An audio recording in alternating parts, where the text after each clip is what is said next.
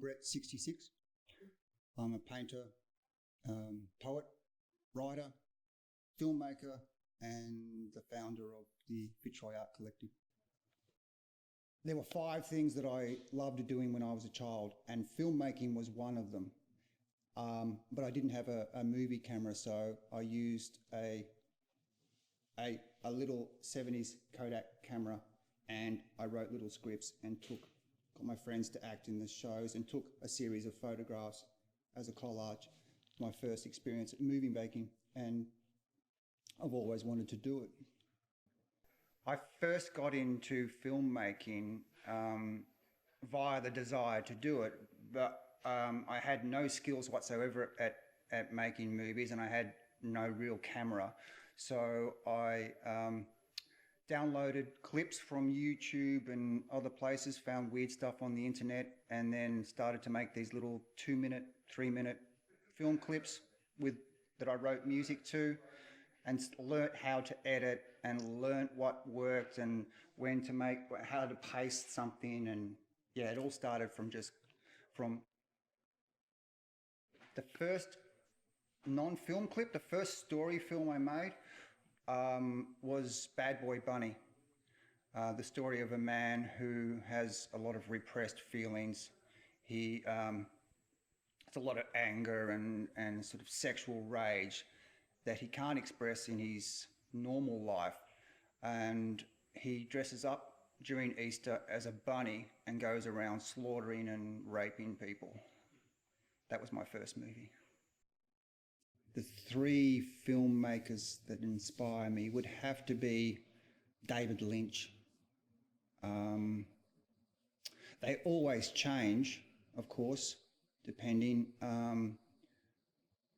I remember it was with film clips, it was Michael Gondry. I really liked his work that he did.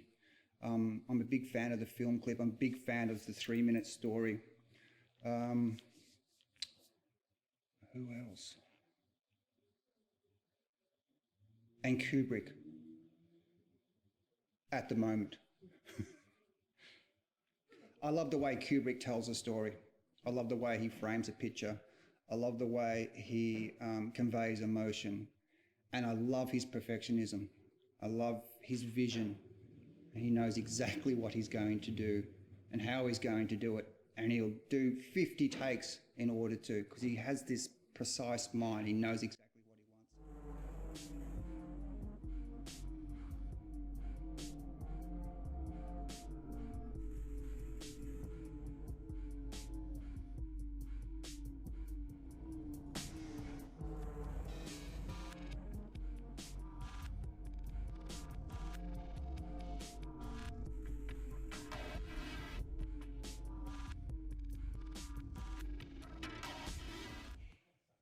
One of the films that inspired me, that really hit me hard, was Terrence Malick's The New World.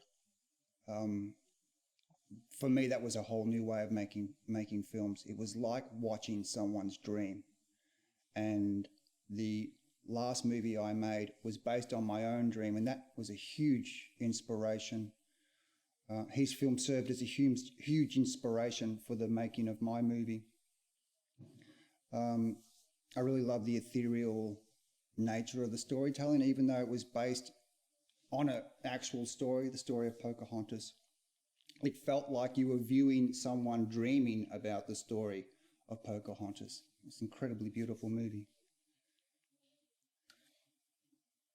I'm trying to convey the nature of our subconscious and the way in which we essentially run, our everyday lives are run by our subconscious. And in order to change anything about yourself, you have to go deep within. And that's where dreams come in, and that's where exploration of the subconscious, seeing your shadow self, understanding who you are. That's the journey for me. That's my vision, to unlock myself and to help others unlock themselves, find their full potential within themselves through journeying into their subconscious. My favourite movie that I've made would have to be The Fool's Role in the Nothing Universe. It was my most ambitious. It's 20 minutes long, something I've never done before. Most of my stuff's only a minute long. It was based upon a dream. It's darkly surreal, and it showed me my potential, but it also showed me my limitations, and that was really important. That was more important than knowing what I'm good at, because I can feel that knowing what I'm bad at is better. And I learnt that there's a lot of things that I'm not good at in filmmaking, and so they're the things I need to focus on. Okay, yeah, I base a lot of my art on the dream state. It's my messenger. To me, it's more important than reading the newspaper or watching the television. It tells me who I am. And when you dream, there's no bullshit. Nothing. You can't get away from who you are in a dream. I can pretend to be someone. I can say something that I think you'll want to hear. But when you dream, there's no bullshit. That's all stripped away. You see yourself for who you truly are. And as an artist, that's what we're all about, is seeing ourselves as we truly are. What am I currently working on? I'm currently working on a mural in the hallway of the Fitzroy Art Collective, this place. It's a forest I'm painting that's based on my experiences as a child and my environment growing up in the country. I'm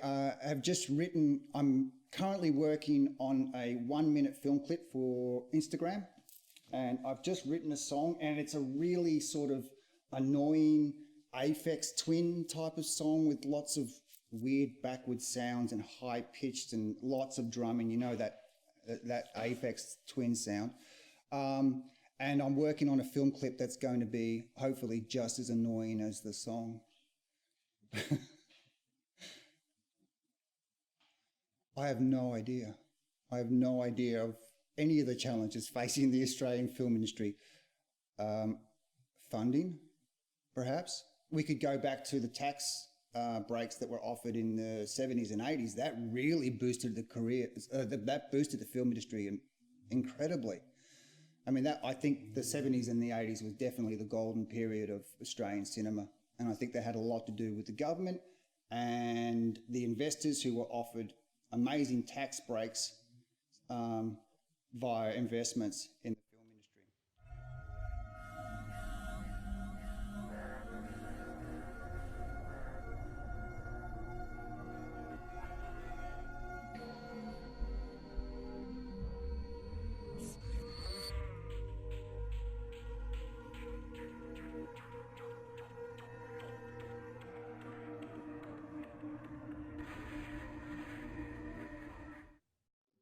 My future project is redoing the Fool's role in the Nothing universe.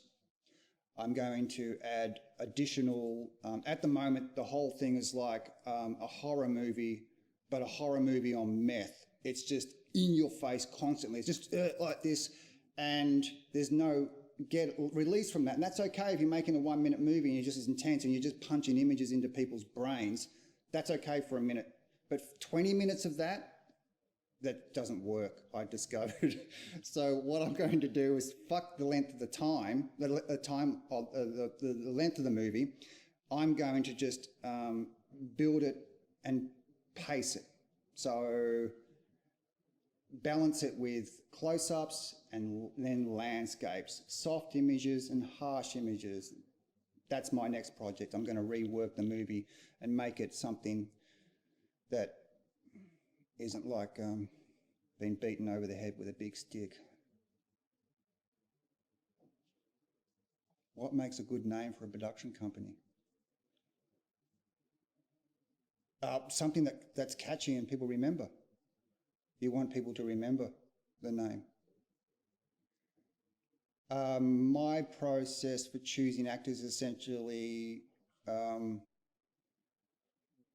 based on not whether they act, but whether they suit what I'm making.